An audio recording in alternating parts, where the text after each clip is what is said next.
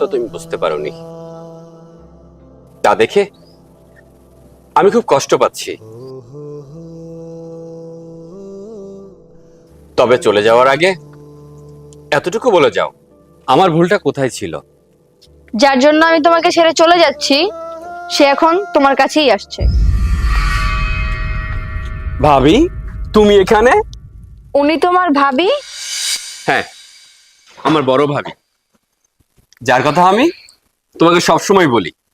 আপনি আকাশের ভাবি হয়ে এমন একটা কাজ কেন করলেন? আপনি আকাশের সাথে ছবি তুলে সেটা আমার মোবাইলে পাঠিয়েছেন, আর সেই ছবি দেখে আমি আকাশকে ভুল বুঝেছি। আকাশ, তুমিই বলো, ভাবির এই কাজ করাটা কি উচিত হয়েছে? মা মারা যাওয়ার পর এই ভাবি আমাদের সংসারটা মায়ের মতো করে দেখে রাখছে, আমাদের সবার ভালো মন্দের দিক খেয়াল রাখছে।